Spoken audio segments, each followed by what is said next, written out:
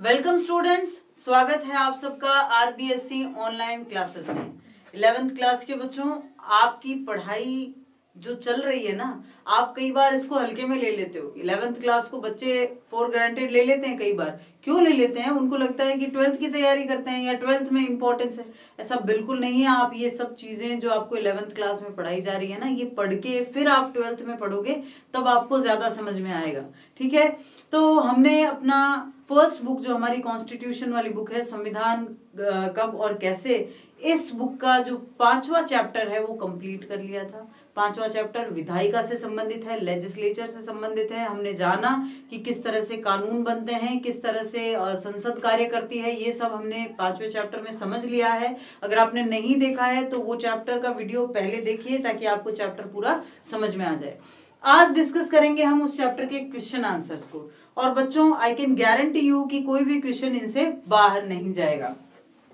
तो चलिए शुरू करते हैं प्रश्नोत्तर की ये श्रृंखला जो हमारे 5वें चैप्टर से रिलेट करती है, विधायिका यानी लेजिस्लेचर।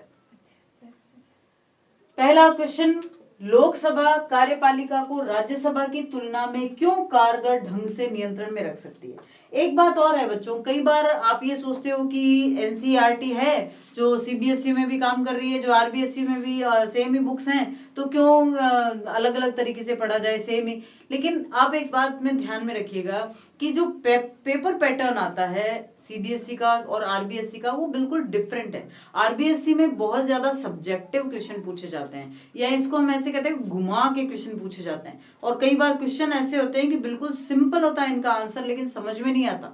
ठीक है ना, कि आंसर देना क्या है, किस तरह से आंसर देना है। तो इसीलिए मैं हमेशा आपको कहती हूँ कि जब आप आंसर दें या जब आप चैप्टर पढ़े तो बिल्कुल कॉम्प्रहेंसिव तरीके से पढ़े, हर एक चीज को समझ के पढ़े, और जब प्रश्न पढ़े तो उससे भी ज्यादा समझ के पढ़े। अगर आपने प्रश्न समझ लिया और ये देख लिया कि इसमें आंसर क्या होगा, तो शायद आपका आधे से ज्यादा काम उसी टाइम हो जाएगा। ठीक है ना, प्रश्न को अगर आपने ध्यान से पढ़ लिया तो। पूछा यह गया है कि लोकसभा कार्यपालिका को राज्यसभा की तुलना में क्यों कारगर ढंग से नियंत्रण में रख सकती है।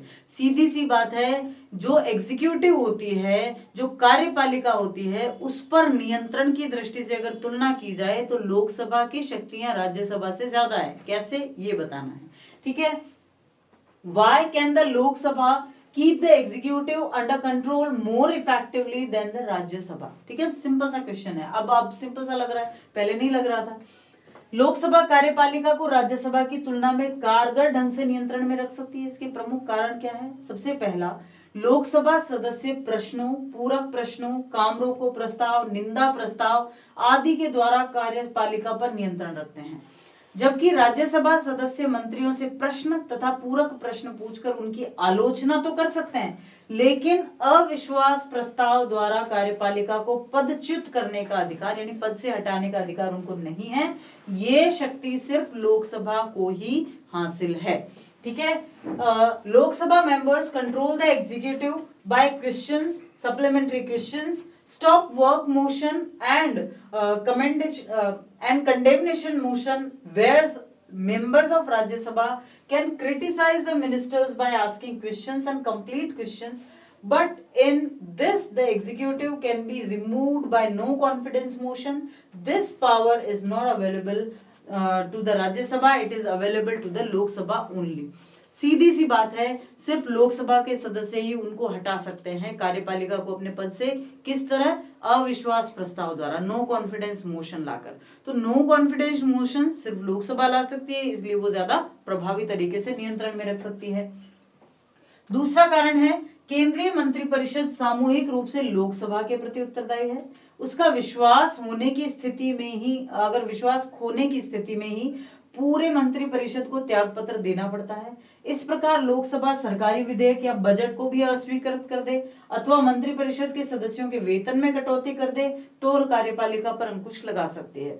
ये समस्त अधिकार राज्यसभा को प्राप्त नहीं होते। The union council of minister is collectively responsible to the Lok Sabha in the event of his confidence. In the event of his no confidence, the entire council of minister has to resign. Similarly, the Lok Sabha curbs the executive by rejecting government bills and budgets or by deducting the salaries of member of council of the ministers, all these powers are not available to Rajya Sabha. ठीक है ना, दो ही point है, बहुत important question है ये। लोकसभा पर कारगर ढंग से नियंत्रण रखने की नहीं बल्कि जन भावनाओं और जनता की अपेक्षाओं की अभिव्यक्ति का मंच है। ठीक है ना, क्या आप इससे सहमत हैं? इसके कारण बताइए। Lok Sabha is not a forum of effective control but for expression of public sentiments and expectations of the people. Do you agree with this? Give reasons. यानी सीधा सीधा ये पूछा गया है कि सिर्फ मंत्रिमंडल को कंट्रोल में रखना ही लोकसभा का काम नहीं है। लोकसभा का काम ये है कि जो भी लोकसभा के लिए चुन के जाए वो जनता की भावना के अनुसार काम करे। क्या आप इससे सहमत हैं? क्या ये कथन आपको सही लगता है? अगर लगता है तो क्यों लगता है? ठीक है, नहीं लगता है तो क्यों नहीं लगता है? इस तरह का आंसर आपको देना होता है। तो देखिए, क्वेश्चन घुमा के पूछा लेकिन क्वेश्चन कितना सिंपल है।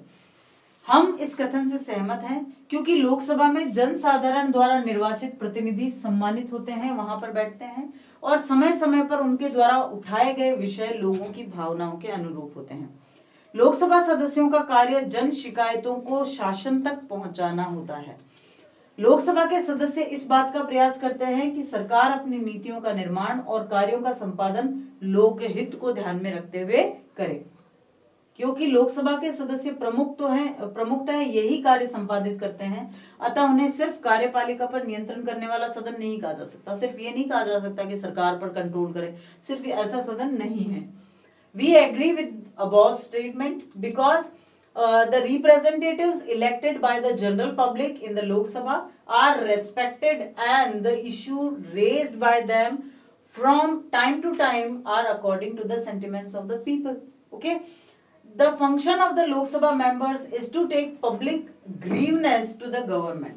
The members of the Lok Sabha always try that the government should make the policies and perform its functions keeping in the view of public interest.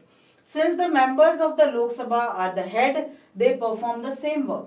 So they cannot be called the only house that controls executive. यानी लोकसभा का काम सिर्फ executive को, कार्यपालिका को control करना नहीं है, बल्कि उसके अलावा जो जनता की भावनाएं हैं, जो जनता के काम हैं, जो जनता के पॉलिसीज हैं, उनको अप्लाई करना भी लोकसभा का ही काम है। Next question,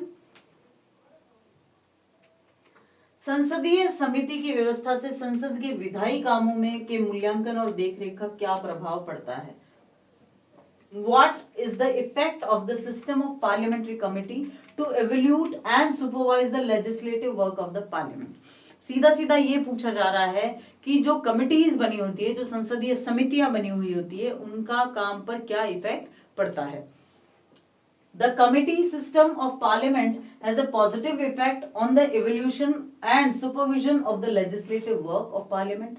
Since parliamentary committees deliberate and sends a bill to the parliament, parliament does not have to spend much time on such bills.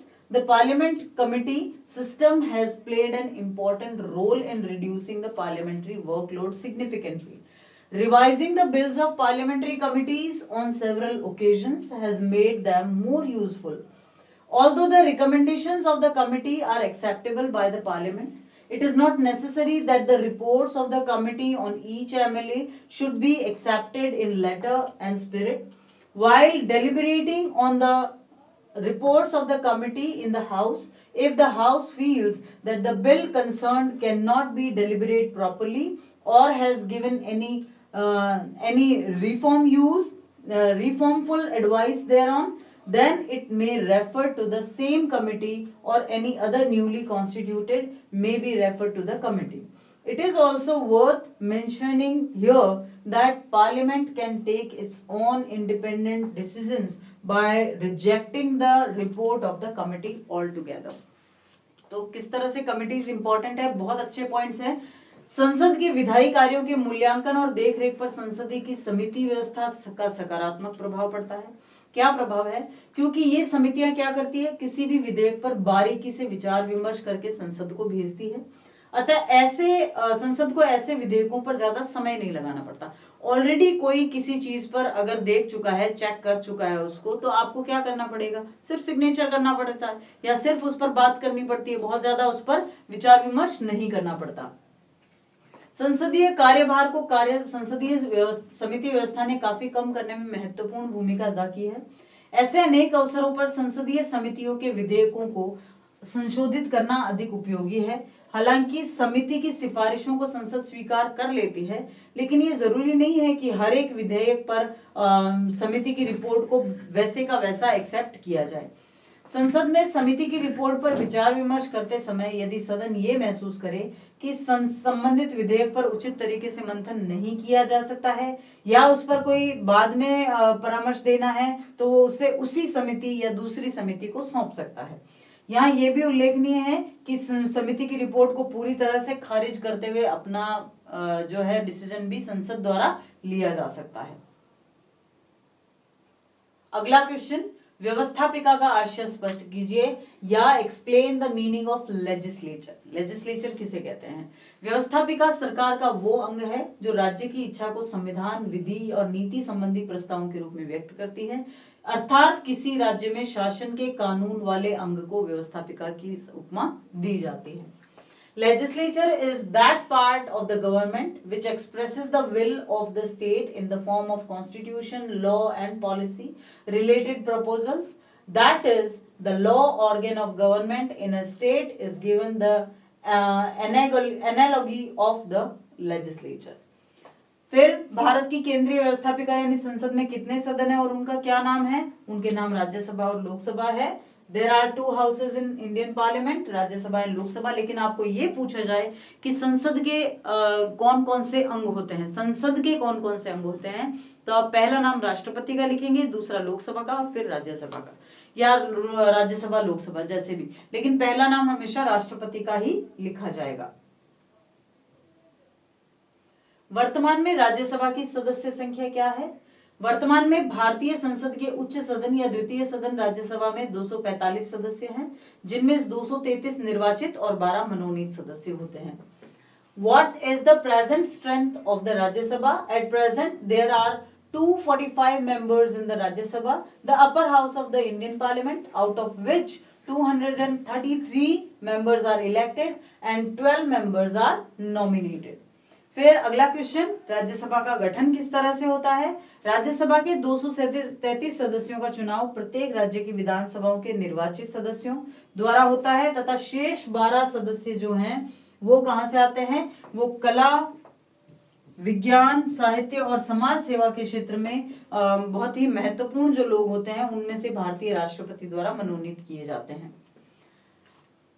How is the Rajya Sabha formed? 233 members of Rajya Sabha are elected by the elected members of the legislative assemblies of each state, and the remaining 12 members are nominated by the President of India from amongst the lecturers in the field of arts, science and literature and social services. तो इस तरह से राज्यसभा के सदस्यों का चुनाव किया जाता है। फिर लोकसभा के सदस्यों की संख्या बताइए, वो तो था राज्यसभा का। भारतीय संसद के निम्न सदन लोकसभा में सदस्यों की संख्या 252 हो सकती है। वर्तमान में लोकसभा के सदस्यों की संख्या 245 है, जिनमें राज्य के 530 सदस्य, संघ प्रदेश यानी केंद्र शासित प्रदेशों के 13 सदस्य और राष्ट्रपति द्वारा मनोनीत एंग्लो इंडियन 2 सदस्य शामिल हैं। The number of members in Lok Sabha, the lower house of the Indian Parliament, can be 552. At present, the number of members of the Lok Sabha is 545, which includes 530 members from the states, 13 from the union territories, and 2 Anglo-Indian members nominated by the President if needed. ऐसा नहीं है कि करना ही करना है, अगर जरूरत पड़े तो। अब है लोकसभा की कौन कौन से पदाधिकारी और इनका चुनाव कौन करता है। लोकसभा के पदाधिकारियों में से एक अध्यक्ष और एक उपाध्यक्ष हैं और उनका चुनाव लोकसभा के सदस्य ही अपने बीच में से करते हैं। Who are the office bearers of Lok Sabha and who elects them? The office bearer of Lok Sabha consists of a speaker and a deputy speaker, and they are elected by the members of the Lok Sabha from amongst their own people.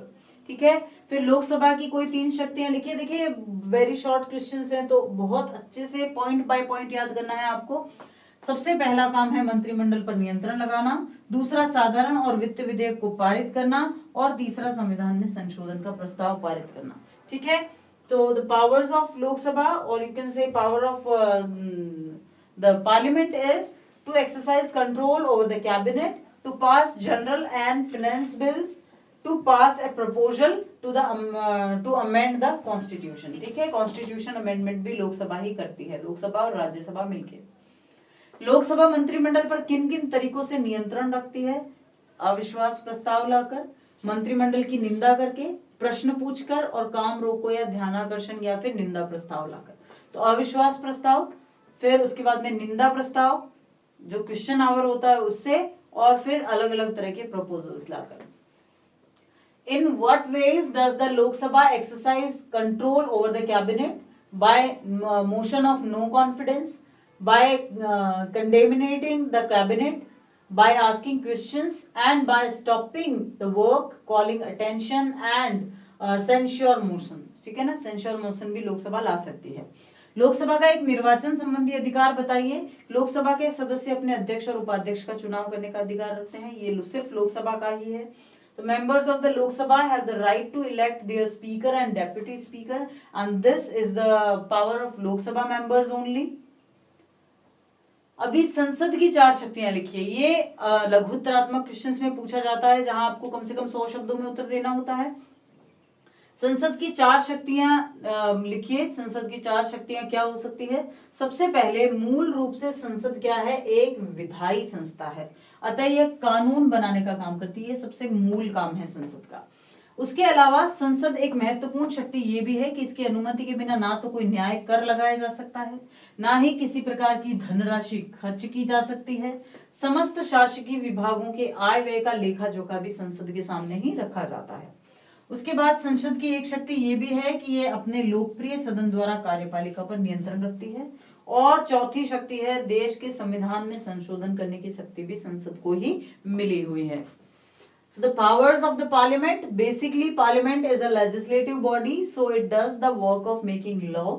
Second, there is no important power of parliament, there is also an important power of parliament that no justice tax can be levied and no money can be spent without its permission. The income and expenditure accounts of all government departments are also kept before the parliament. Parliament also has a power to exercise control over the executive through its popular houses, and then the parliament also has the power to amend the constitution of the country. So these are the main or significant powers of our parliament.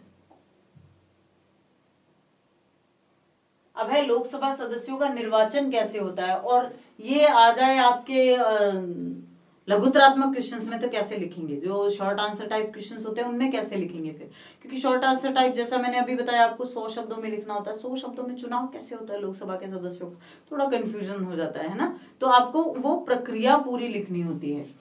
संसद के निम्न सदन अर्थात लोकसभा के 543 सदस्यों का चुनाव प्रत्यक्ष रूप से गुप्त मतदान द्वारा वयस्क मताधिकार के आधार पर किया जाता है। And these are the exact word you have to use whenever you write this kind of answer and whenever you answer this kind of question. Lok Sabha के 243 सदस्यों का चुनाव प्रत्यक्ष रूप से, गुप्त मतदान द्वारा और वयस्क मताधिकार के आधार पर। यहाँ व्यस्त लिखा हुआ है, आप वयस्क लिख लेना।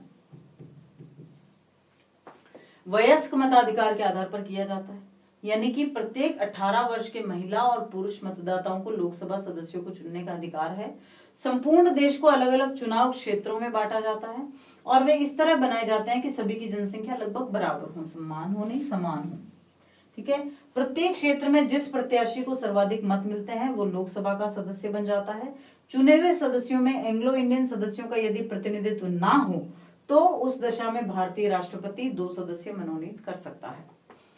The lower house of parliament, i.e. the 543 members of Lok Sabha are directly elected by secret ballot on the basis of adult suffrage। यहाँ busy suffrage है क्योंकि वहां व्यस्त था, तो यहाँ adult suffrage होगा।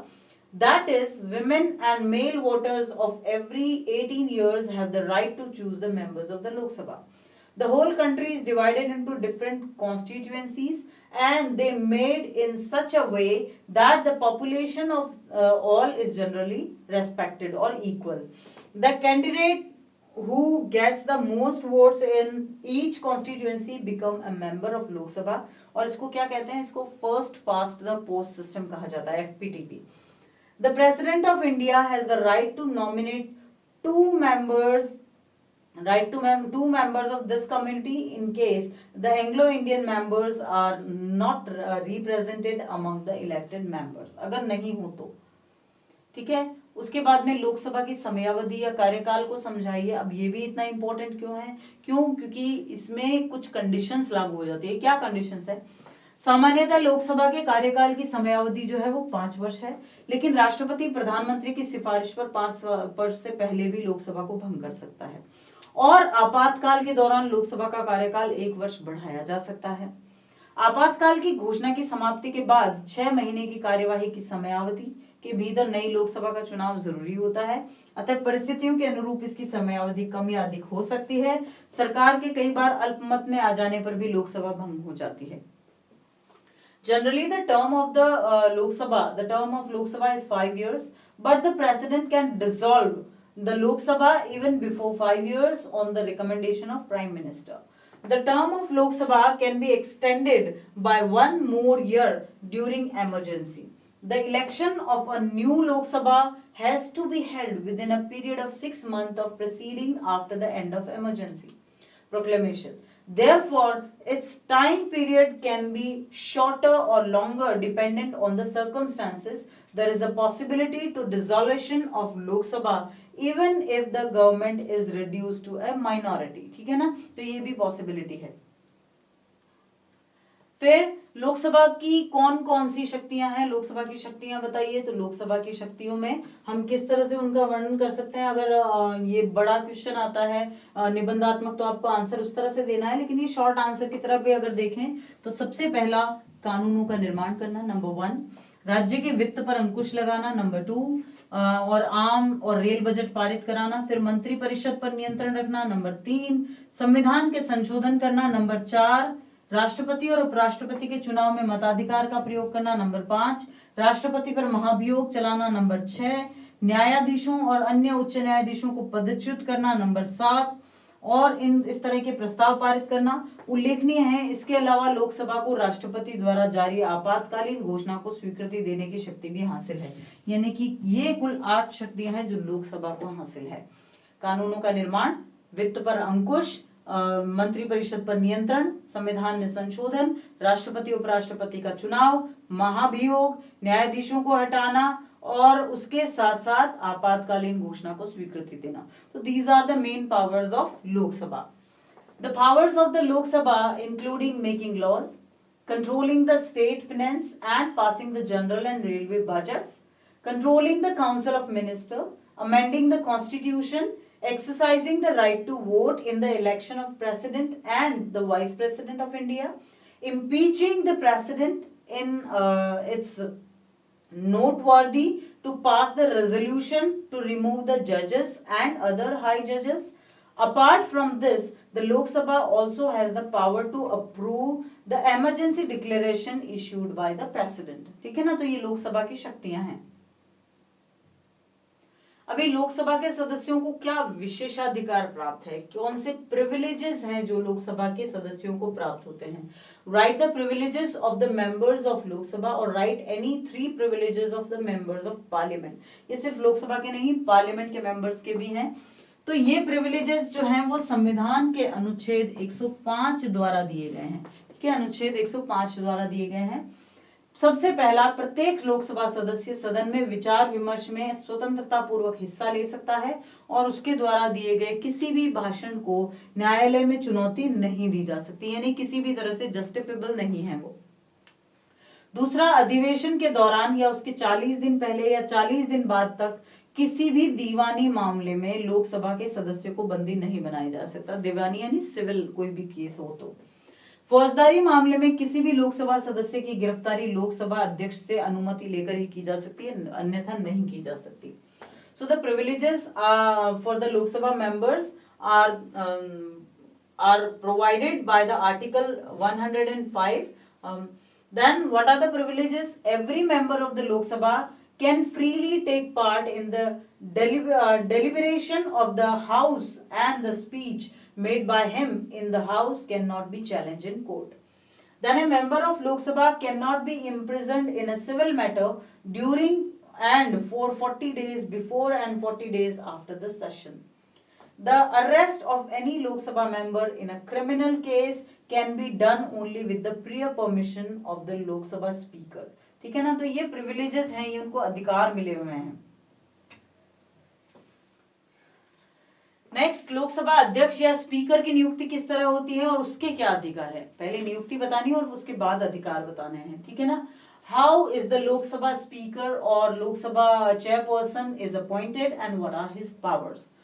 लोकसभा के सबसे बड़े पदाधिकारी अर्थात स्पीकर की नियुक्ति सदन के सदस्यों द्वारा बहुमत के आधार पर की जाती है. लोकसभा अध्यक्ष या स्पीकर को निम्नलिखित अधिकार प्राप्त हैं. सबसे पहला, कोई भी लोकसभा सदस्य स्पीकर की अनुमति पर ही सदन में भाषण दे सकता है. अगर उसने मना कर दिया तो वो भाषण भी नहीं दे सकता, मतलब बोल नहीं सकते. स्पीकर ही ये फैसला करता है कि कौन सा विधायक साधारण विधेयक है और कौन सा धन विधेयक है. ठीक है. उसके बाद प्रवर समितियों के सभापतियों की नियुक्ति लोकसभा अध्यक्ष द्वारा ही की जाती है. बजट पर होने वाले भाषणों की समय सीमा भी स्पीकर ही तय करते हैं. संसद राष्ट्रपति के बीच से में जो सारा पत्र व्यवहार होता है वो स्पीकर के नाम से ही होता है. So the highest office bearer of the Lok Sabha is Speaker, and he is appointed by the members of House on the basis of majority. The Speaker of Lok Sabha has the following rights. First, a member of the Lok Sabha can deliver a speech in the House only with the permission of the Speaker. It is the Speaker who decides which यहाँ MLA की जगह bill होना चाहिए. Which bill is an ordinary bill and which is a money bill. ठीक है. उसके बाद the chairman of select committees are appointed by the speaker of Lok Sabha only.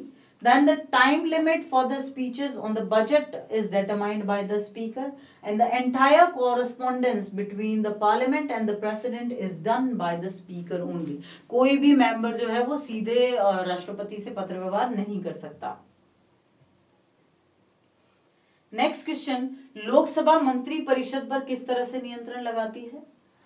How does the Lok Sabha exercise control over the council of ministers. केंद्रीय मंत्रिपरिषद सामूहिक रूप से लोकसभा के प्रति उत्तरदायी होते हैं और उसका विश्वास खो देने पर उसे पदच्युत होना पड़ता है. अर्थात लोकसभा द्वारा अविश्वास प्रस्ताव पारित किए जाने पर मंत्रिपरिषद को त्यागपत्र देना पड़ता है. लोकसभा सदस्य मंत्रियों से प्रश्न और पूरक प्रश्न पूछते हैं, स्थगन प्रस्ताव लाते हैं, विभिन्न सरकारी विभागों की आलोचना कर सकते हैं, सरकारी विधेयक अथवा बजट को अस्वीकार करके और मंत्रियों के वेतन में कटौती भी कर सकते हैं. The Union Council of Ministers is collectively responsible to the Lok Sabha and has to be dismissed if it is given its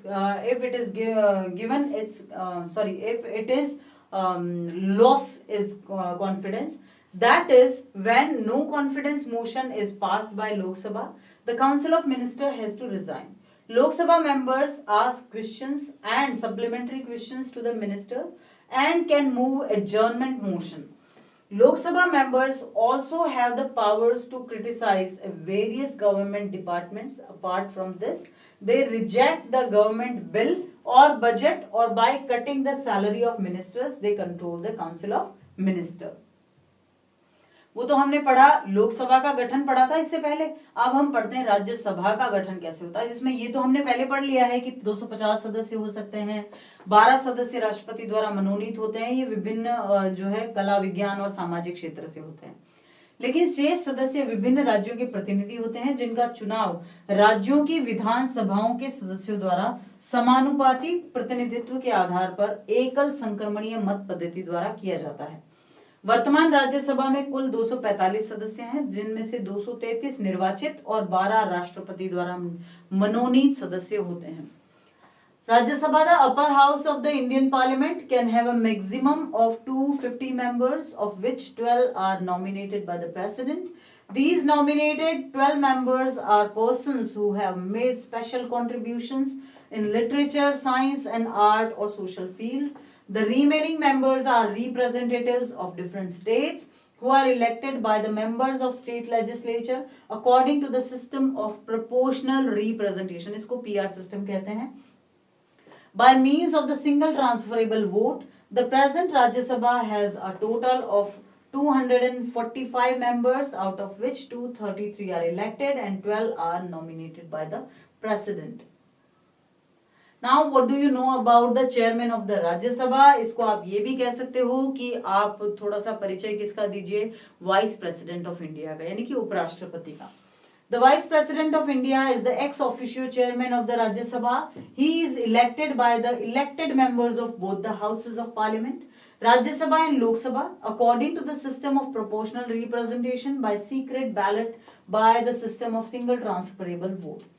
Its tenure is fixed at 5 years. He gets a salary of 1,25,000 per month and allowance of rupees 1,000 per month and other facilities like Speaker of the Lok Sabha. The chairman of the Rajya Sabha presides over the meetings of the House. He gives appropriate questions and decisions and maintains order in the Rajya Sabha. The decision of voting on any subject in the Rajya Sabha is also announced by the chairman or the Vice President of India. तो राज्यसभा के सभापति की अगर बात करें तो भारत के उपराष्ट्रपति राज्यसभा के पदेन सभापति होते हैं, एक्स ऑफिशियो चेयरमैन यानी पदेन सभापति होते हैं. उनका चुनाव संसद के दोनों सदन राज्यसभा और लोकसभा के निर्वाचित सदस्यों द्वारा किया जाता है. और किसके द्वारा किया जाता है? समानुपातिक प्रतिनिधित्व की प्रणाली, जिसमें एकल संक्रमणीय मत पद्धति लागू होती है और गुप्त मतदान द्वारा होता है. कार्यकाल 5 वर्ष का निर्धारित होता है और 1,25,000 प्रतिमाह वेतन और 1,000 रुपए प्रतिमाह भत्ते दिए जाते हैं. लोकसभा स्पीकर की भांति अन्य सुविधाएं भी इन्हें मिलती है. राज्यसभा के सभापति सदन की बैठकों की अध्यक्षता करते हैं और प्रश्नों पर अपना फैसला देते हैं और राज्यसभा में व्यवस्था बनाए रखते हैं. राज्यसभा में किसी विषय पर हुए मतदान का निर्णय भी सभापति यानी कि उपराष्ट्रपति द्वारा ही किया जाता है. अगला क्वेश्चन देखते हैं. अगला क्वेश्चन है राज्यसभा की शक्तियों का संक्षेप में उल्लेख कीजिए. हमने लोकसभा की शक्तियां पढ़ी, अब पढ़ते हैं राज्यसभा की शक्तियां. राज्यसभा सामान्य कानूनों को बनाने में हिस्सा लेती है. राष्ट्रपति उपराष्ट्रपति के चुनाव में राज्यसभा के सदस्य भाग लेते हैं. संविधान में संशोधन में राज्यसभा बिल्कुल इक्वल भाग लेती है, बराबर लोकसभा के बराबर ही होती है और इसके 2/3 बहुमत के बिना कोई भी संवैधानिक संशोधन नहीं हो सकता. राज्यसभा जहां मंत्री परिषद से प्रश्न आदि पूछ पर उस पर नियंत्रण भी लगाती है, वहीं राष्ट्रपति को हटाने संबंधी जो प्रक्रिया है उसमें भी भाग लेती है.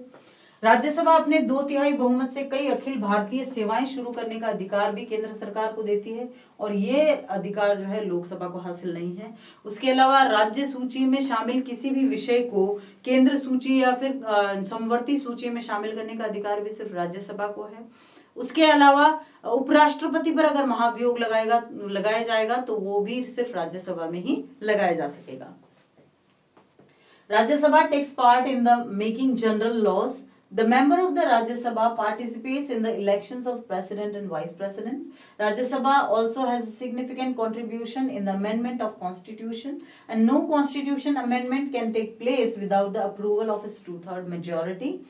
While the Rajya Sabha exercises control over the Council of Ministers by asking questions, etc., it also participates in the process of impeachment of the removal of the President. Rajya Sabha empowers the central government to start several all India services with its 2/3 majority. Lok Sabha does not have this power.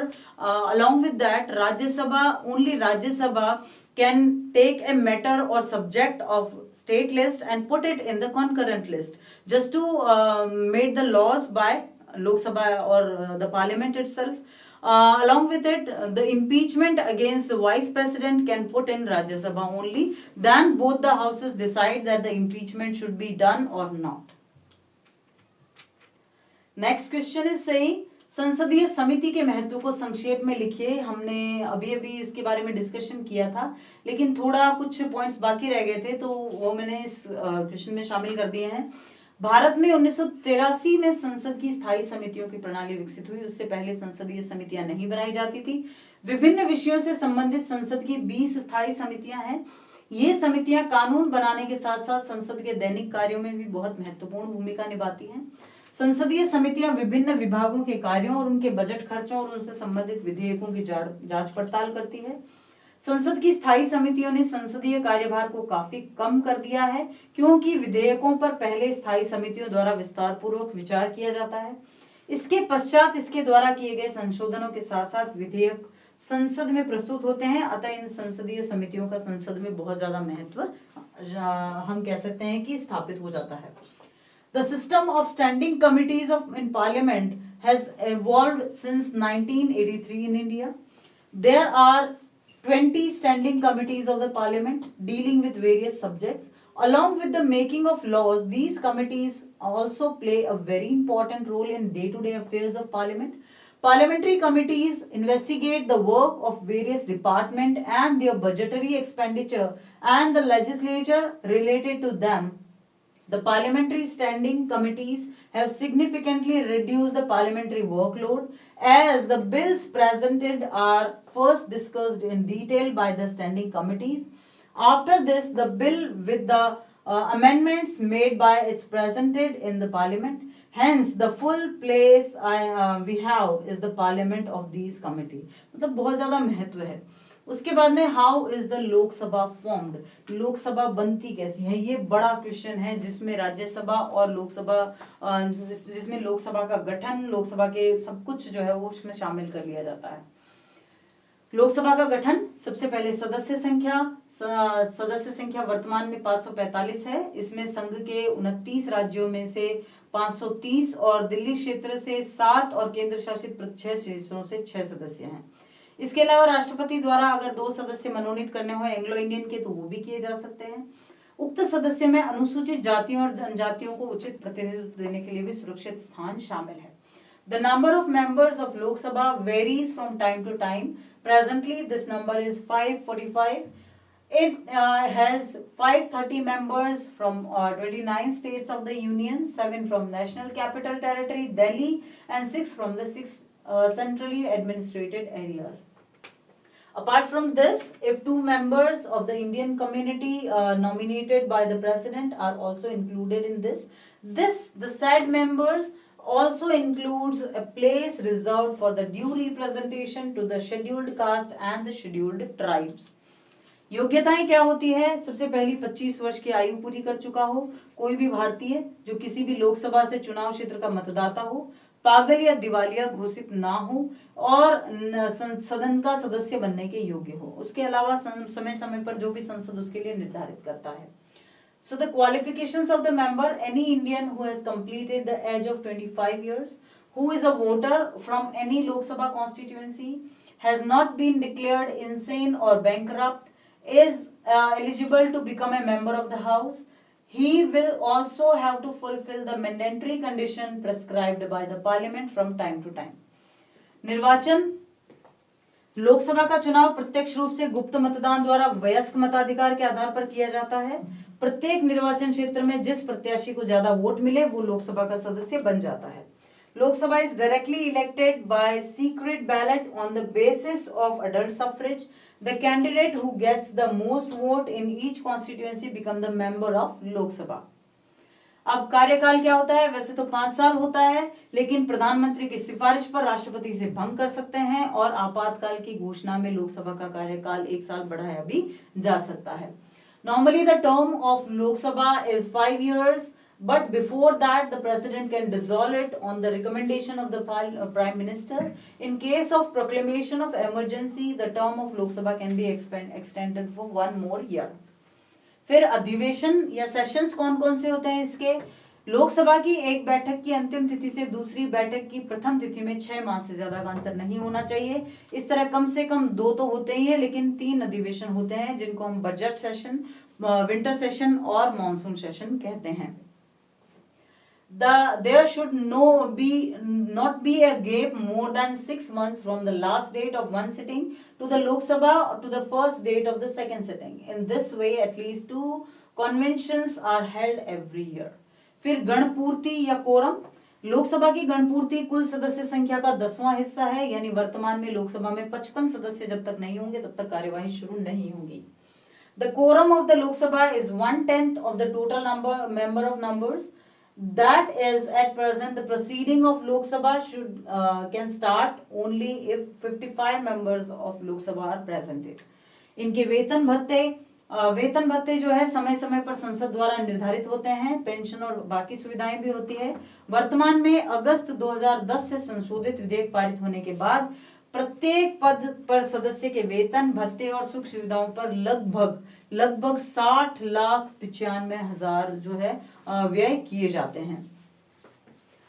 Salary and allowances. The member of Lok Sabha are given salary, allowances, pension and other facilities as prescribed by the Parliament from time to time. At present, after the passage of the amendment bill from August 2010, about 60,95,000 expenditure is incurred in the salary, allowances and other amenities of each member of the post. पदाधिकारी कौन कौन होते हैं? 2 पदाधिकारी होते हैं, एक उपाध्यक्ष और एक अध्यक्ष, जिनका चुनाव लोकसभा सदस्य खुद में से ही करते हैं। The 2 office bearers of Lok Sabha are the speaker and the deputy speaker, who are elected by the Lok Sabha members from amongst themselves.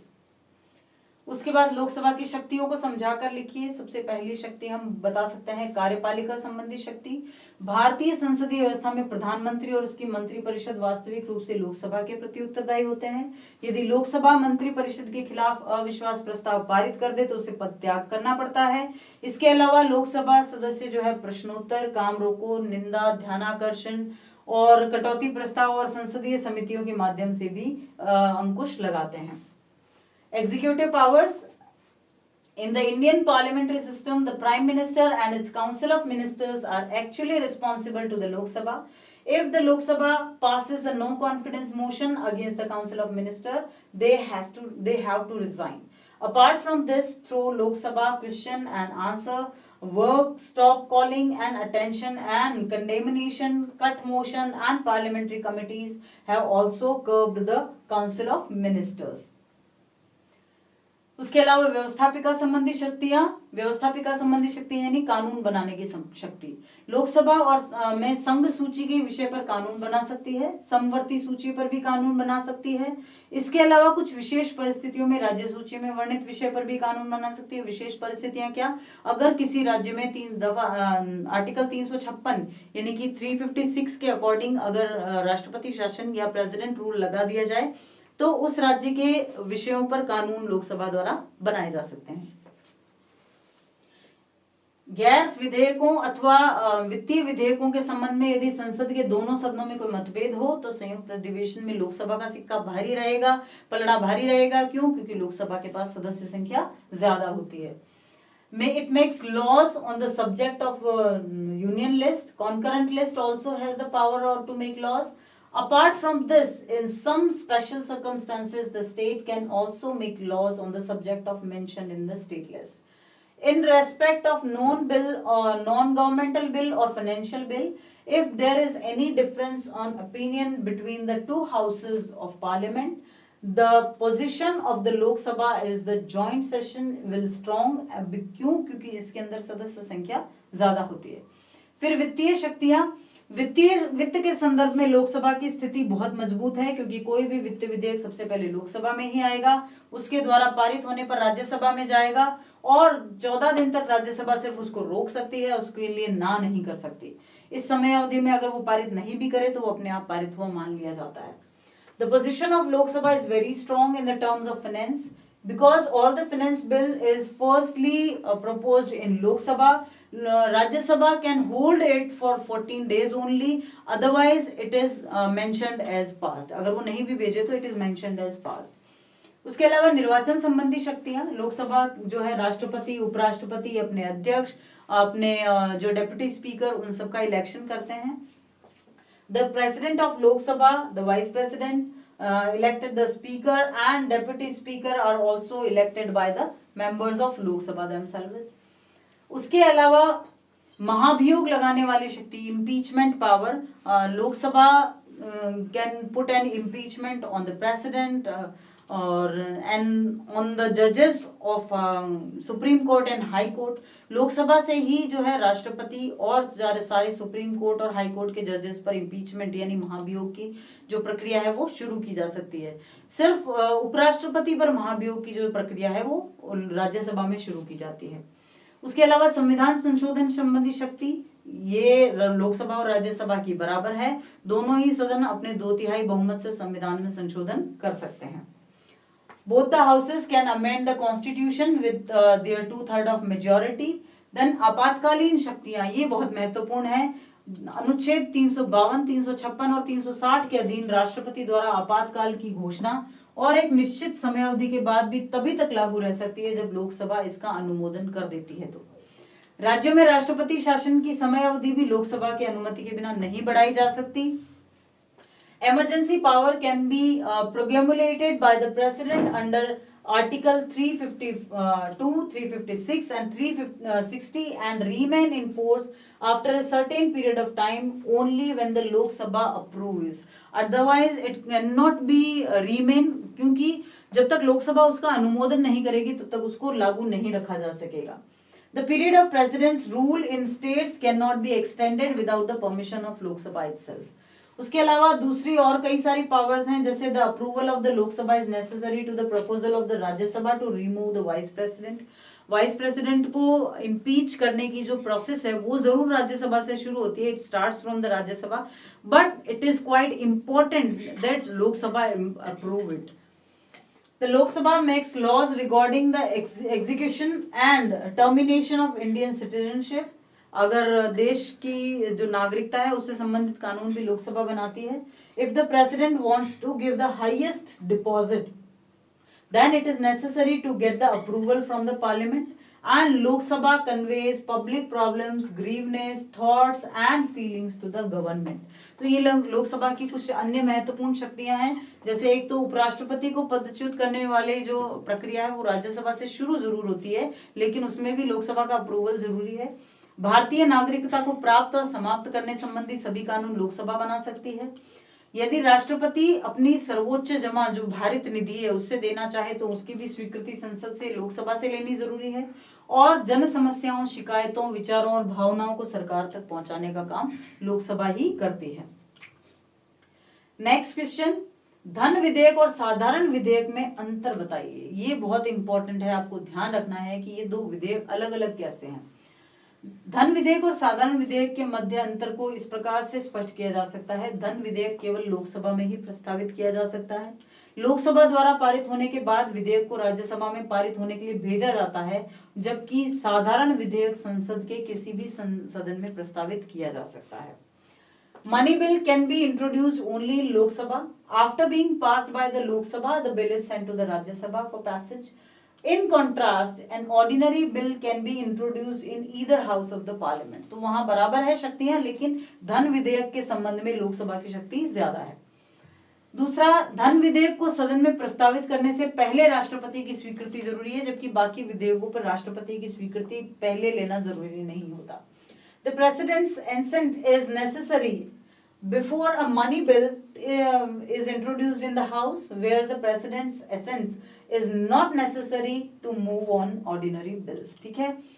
Next है, धन विधेयक को दूसरे सदन में भेजने से पहले लोकसभा के अध्यक्ष द्वारा ये प्रमाणित किया जाना जरूरी है कि ये धन विधेयक है, जबकि साधारण विधेयक के लिए इस तरह के कोई प्रमाण पत्र की जरूरत नहीं होती। Before sending a money bill to the other house, it is necessary for the Speaker of the Lok Sabha to certify that it is a money bill, where such a certificate is not required on any ordinary bill. धन विधेयक को राज्यसभा केवल 14 दिन तक अपने पास रख सकती है, जबकि साधारण विधेयक को राज्यसभा 6 महीने तक अपने पास रोक सकती है। The Rajya Sabha can keep a money bill with itself only for 14 days, while the Rajya Sabha can keep the ordinary bill with it for 6 months. धन विधेयक पर राष्ट्रपति को स्वीकृति देनी ही पड़ती है, क्योंकि राष्ट्रपति ऑलरेडी उस पर सिग्नेचर कर चुके हैं और पुनर्विचार के लिए उसको नहीं लौटा सकते, जबकि साधारण विधेयक को राष्ट्रपति पुनर्विचार के लिए संसद के पास भेज सकते हैं। हालांकि पुनर्विचार के बाद राष्ट्रपति के पास जाए तो उन्हें स्वीकृति देनी अनिवार्य होती है। The assent of the president has to be given on the money bill. It cannot be returned for reconsideration, whereas the president can send any ordinary bill back to the parliament for reconsideration, but after the reconsideration the president is obliged to approve the bill. तो ये इस तरह से अंतर है धन विधेयक और साधारण विधेयक में। आप इसको अगर टेबल फॉर्म में लिखेंगे तो that will be much better. और बहुत इंपॉर्टेंट है लोकसभा की शक्तियां, बहुत इंपॉर्टेंट है चुनाव या गठन जिसको हम कहते हैं, बहुत इंपॉर्टेंट है राज्यसभा की अतिरिक्त शक्तियां, बहुत इंपॉर्टेंट है दोनों बिल्स में अंतर। और साथ ही साथ एक इंपॉर्टेंट क्वेश्चन ये भी बनता है कि एक विधेयक के पारित होने की क्या प्रक्रिया है। तो ये क्वेश्चंस आप ध्यान में रखें कि अगर पढ़ेंगे तो आपके नंबर कहीं से भी रिड्यूस नहीं किए जा सकेंगे। आज के वीडियो में बस इतना ही। हमने सारे क्वेश्चंस जो हैं बहुत अच्छे से डिस्कस कर लिए हैं। आपको वीडियो कैसा लगा आप कमेंट बॉक्स में जरूर बताइएगा। जल्दी ही मिलते हैं अगले चैप्टर और अगले वीडियो के साथ। तब तक के लिए थैंक यू।